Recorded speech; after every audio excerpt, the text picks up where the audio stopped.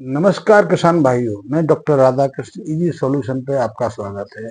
आज हम बात करेंगे कि मिट्टी की फर्टिलिटी है, मिट्टी का जो उपजाऊपन है, मिट्टी की जो सामान्य संरचना है, उसको कैसे पुनर्स्थापित कर सकते हैं। कि हमने पिछले 30-40 सालों में जो नाना प्रकार के प्रयोग किए, जो अपनी फसलों में, अपनी मिट्टी में इन रासायनिक उर्वरकों का भरपूर मात्रा में प्रयोग किया। हमने बिना समझे सोचे बहुत तरह के कीटनाशकों का छिड़काव भी अपनी फसलों में किया। उससे उसके परिणाम ये रहे कि फसलों की उत्पादकता घट गई, रोगों का आक्रमण बढ़ गया, मिट्टी की संरचना में बदलाव आ गया। तो इससे हम कैसे मुक्त हो सकते हैं, कैसे बाहर आ सकते हैं और मिट्टी की संरचना को पुनर्स्थापित कर सकते हैं, मिट्टी को कैसे उपजाऊ बना सकते हैं। तो उसमें बहुत सारे कारण हैं, बहुत सारी चीजें हैं, मैं बात करूंगा। यदि आपकी मिट्टी में, आपके खेत में पुनः केंचुए का संवर्धन हो जाए, केंचुए सक्रिय हो जाए, तो केंचुए अकेले आपकी मिट्टी को उपजाऊ बना सकते हैं। क्योंकि वो हर क्षमता है, प्रकृति ने हर गुण केंचुओं के अंदर भर दिया है।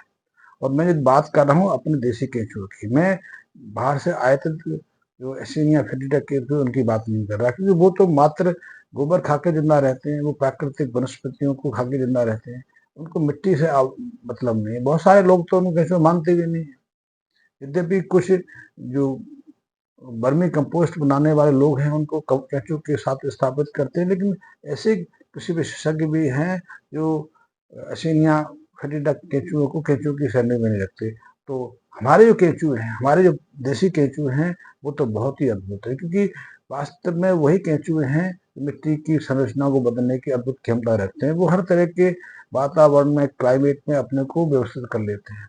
हमारे जो देसी केंचुए हैं उनका मुख्य आहार है मिट्टी। और मिट्टी में यदि 20-25% के आसपास ऑर्गेनिक व्यर्थ पदार्थ हो, जैसे कि फलों वनस्पतियों की जड़ें हों, पत्तियां हों, कागज हो, घास फूस का अवशेष हो, ये इस मिट्टी में है, मलमूत्र हो, गोबर हो, तो वो सिर्फ 20% से ज्यादा उनको नहीं चाहिए। 20% मिट्टी में ये है, तो ऐसे हम हमारा देसी केंचुआ अच्छे से संवर्धन करता है। संवर्धन का अर्थ है आपकी संख्या बढ़ाता है। केंचुए का मुख्य आहार मिट्टी रहती है, और ऐसी मिट्टी जिसमें ऐसा ऑर्गेनिक कार्बन है। तो वो 24 घंटे मिट्टी खाते हैं।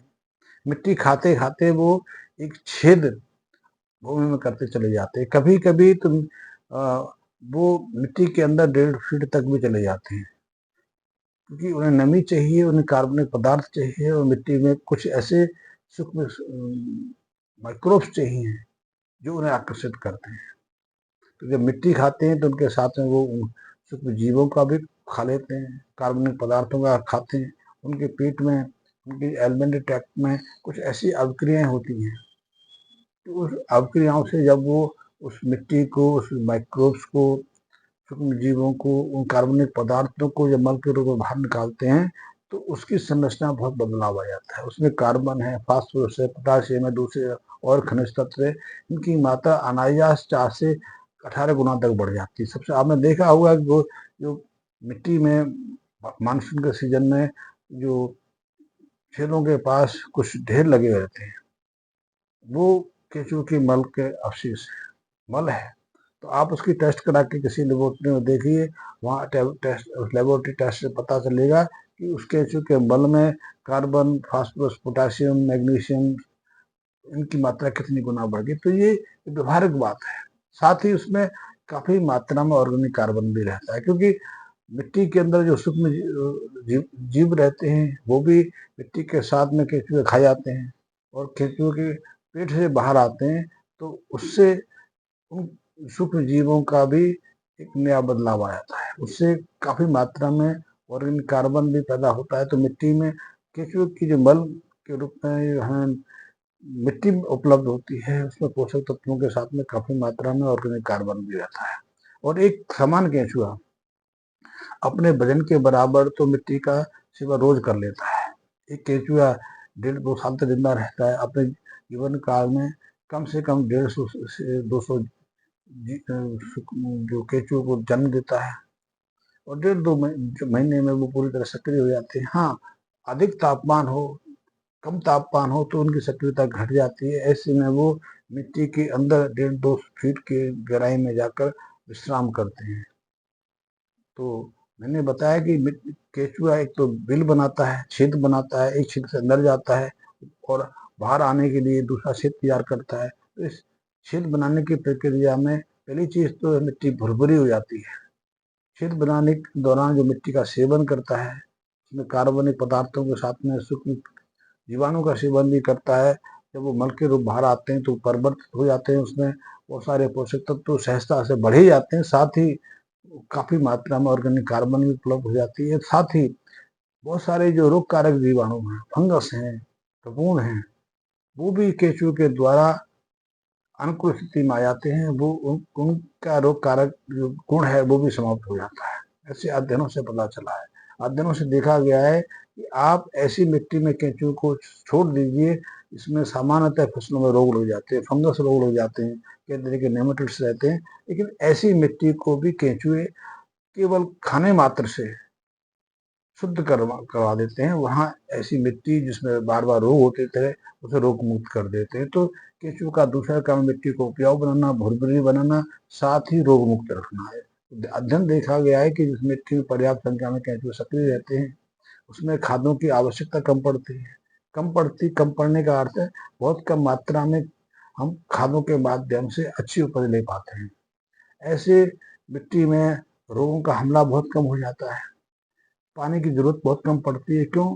क्योंकि जो एक तो जो केंचुए का मल है उसमें ऑर्गेनिक कार्बन काफी रहता है। तो ऑर्गेनिक कार्बन के कारण उस मिट्टी में जल ग्रहण करने की क्षमता काफी आ जाती है। तो नमी बनी रहती है। नमी जहाँ बनी रहेगी तो सिंचाई की जरूरत बहुत कम रहती है। तीसरा, केंचुआ जिस बिल को बनाते हैं उस बिल में काफी मात्रा में सिंचाई का पानी, वर्षा का पानी भर जाता है। तो पानी का प्रवेश है मिट्टी में अधिक गहराई तक जाता है।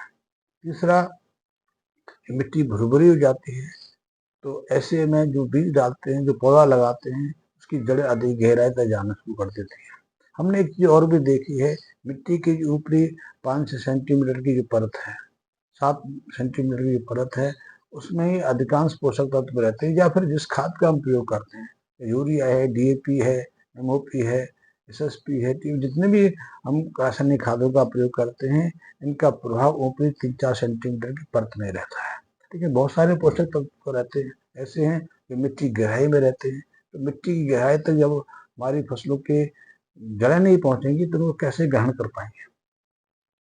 और क्योंकि मिट्टी रासायनिक खादों के कारण कठोर होती चली जाती है, तो हम जो फसल लेते हैं उनकी अधिकांश फसलों की जड़ें हैं ज्यादा गहरा तक नहीं जा पाती हैं। तो यदि हमें अधिक गहराई के पोषक तत्वों ग्रहण करना, उपयोगी बनाना है, तो उसके लिए मिट्टी का भुरभुरी होना, मुलायम होना बहुत आवश्यक है। और ये काम बिना केंचुए के संभव नहीं है। तो केंचुए के माध्यम से हम बहुत सारी आवश्यकताओं को, बहुत सारी जरूरतों को सहजता से पूरा कर सकते हैं। लेकिन केंचुए तो हमने खत्म कर दिए। हमने इतने रासायनिक खादों का प्रयोग किया। रासायनिक खादों के कारण तो केंचुए के ऊपर इतना प्रतिकूल प्रभाव नहीं पड़ा, लेकिन इन इंसेक्टिसाइड, पेस्टिसाइड, कीटनाशक दवाओं का हमने प्रयोग किया है, उनके कारण तो केंचुओं का अंत ही हो गया। इसलिए अधिकांश जमीनों में केंचुए दिखाई नहीं देते हैं।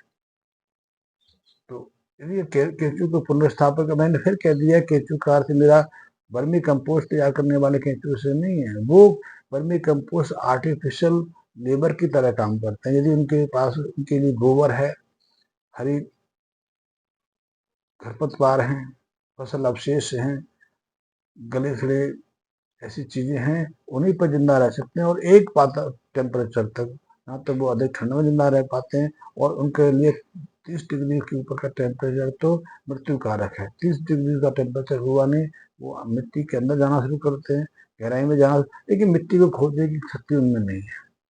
तो यदि परत मोटी नहीं है, 10 सेंटीमीटर से बड़ी ज्यादा ऊंची परत नहीं है, तो उसी टेम्परेचर मर जाते हैं। ठीक है, हमारे जो केंचुए हैं वो तो 50 डिग्री सेंटीग्रेड को तो भी सहन कर लेते, सामान्य 37 डिग्री टेम्परेचर के लिए सामान्य बात है। इसी तरह यदि कम टेम्परेचर हो जाए, यदि 1 डिग्री है, 2 डिग्री, -3-4 डिग्री तक वो जिंदा रहते हैं। और जिंदा ना रहे, मिट्टी की गहराई में जाकर अपने सुप्त अवस्था में नींद में ले आते हैं तो जिंदा रहते हैं। तो ऐसे में ये हमारे जो देसी केंचुए हैं वो काफी मददगार हैं। और इन केंचुओं को पालकर, इन केंचुओं को सक्रिय करके, इन केंचुओं को संवर्धन करके आप बिना किसी चीज के अपने खेत को न केवल उपयोगी बना सकते हैं, बल्कि भरपूर मात्रा में फसल भी ले सकते हैं। अपने फसलों को बहुत सारे जो रोग कारक कीट हैं, वो जो रोग नाशक जो सूक्ष्म जीव हैं उनसे बचा सकते हैं। एक तरह से हम अपनी फसलों को रोग मुक्त रख सकते हैं और इस पर कोई ज़्यादा लागत नहीं है। सिर्फ जीवाणु, हमें सिर्फ केंचुओं को जिंदा करना, सक्रिय करना है। तो उसके लिए कई रास्ते हैं, वैसे हमारा भी रास्ता है। आप गोबर की खाद का प्रयोग करिए, ऐसी गोबर की खाद जो अच्छी गली सड़ी हो। आप घर में भी गोबर की खाद बना सकते हैं, उसका प्रयोग मैं कल बताऊंगा, अगले वीडियो में आपको बताऊंगा।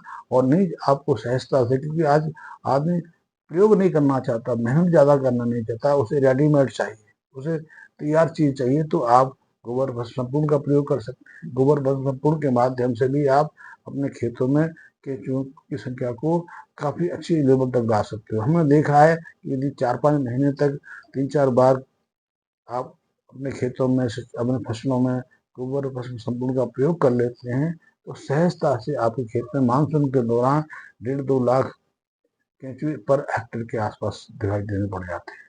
और इतनी मात्रा में केंचुए आपके 1 एकड़ जमीन में हैं, तो आपको किसी सिंचाई की आवश्यकता ही नहीं, क्योंकि केंचुओं का कार्य ही सिंचाई करना, सिंचाई के साथ में जुताई करना, खादों की उत्पत्ति करना, बस मिट्टी को उपजाऊ बनाना। तो सहजता से मात्र आप केंचुए पाल कर, केंचुए को सक्रिय करके आप इन सभी आवश्यकताओं को पूरा कर सकते हैं। धन्यवाद मित्रों।